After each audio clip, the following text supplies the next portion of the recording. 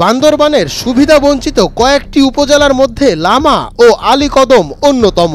সম্প্রতি আলীকদম স্বাস্থ্য কমপ্লেক্স ঘুরে দেখা যায় সুযোগ সুবিধার ধারের কাছেও নেই এখানকার স্বাস্থ্য সেবা নেওয়া রোগীরা। সরকারি হাসপাতালে আসে কিন্তু আয়সা এরা মানবিক সেবাটাও পায় না, কারণ এখানে যদি ডাক্তারের যদি ওষুধ থাকলো কিন্তু ডাক্তার যখন লিখে দেয় ফার্মেসিতে গেলে ওষুধ কি ওগুলো থাকে না। আবার যখন আপনার ডাক্তার লিখে দিচ্ছে আপনাকে পরীক্ষা ল্যাবরেটরিতে যাওয়ার জন্য বা টাইফয়েডের জন্য করলো বা জন্ডিসের জন্য লিখে দিল, কিন্তু লেখার পরে আবার ওইখানে ল্যাবরেটরিতে গেলে আপনার কি তখন আর পরীক্ষা বলে যে ওষুধ নেই কেন, তাহলে ওষুধ না থাকলে ডাক্তার এখানে লিখবে কেন, মেডিসিন না থাকলে ডাক্তার এখানে লিখবে কেন। 4 ইউনিয়নের জনগণের জন্য বরাদ্দ এই স্বাস্থ্য কমপ্লেক্স, যেখানে মেডিকেল অফিসার থাকার কথা ছিল 12 জন, কিন্তু সরেজমিনে গিয়ে দেখা যায় বাস্তবে সেখানে কাজ করছেন মাত্র 2 জন।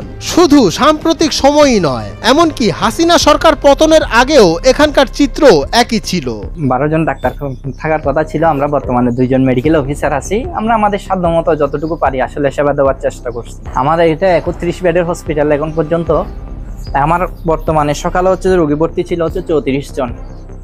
এখন তার মধ্য থেকে আমি 11টা রোগী ডিসচার্জ দেওয়ার পর আমার ভর্তি রোগীর সংখ্যা হয়েছে হচ্ছে যে 23 জন।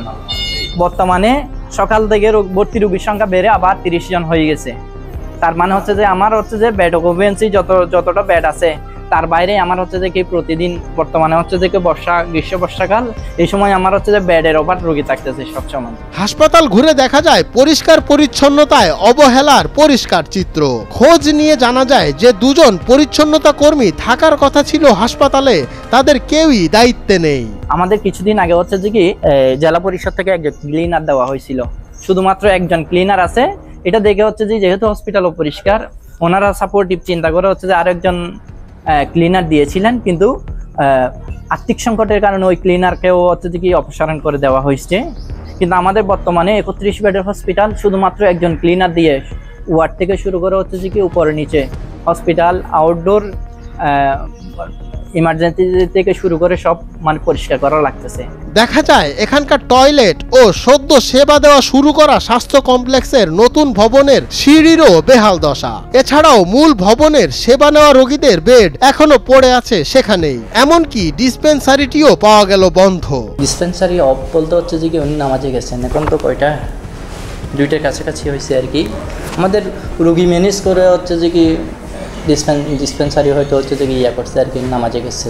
উপজেলা স্বাস্থ্য ও পরিবার পরিকল্পনা কর্মকর্তার সাথে কথা বলে জানা যায় দুর্গম পাহাড়ি উপজেলা হওয়ায় মেডিকেল অফিসার কিংবা পরিচ্ছন্নতা কর্মী কেউই দীর্ঘদিন এখানে কাজ করতে চায় না। তবে স্থানীয়দের সাথে কথা বলে জানা যায় ভিন্ন তথ্য। স্বাস্থ্য কমপ্লেক্সে বিভিন্ন সময় ভুল টেস্ট করানো সহ আরও হয়রানিমূলক আচরণের শিকার হতে হয়েছে বলে জানান একজন এলাকাবাসী। মঞ্জুর এ মাওলা, নয়া দিগন্ত।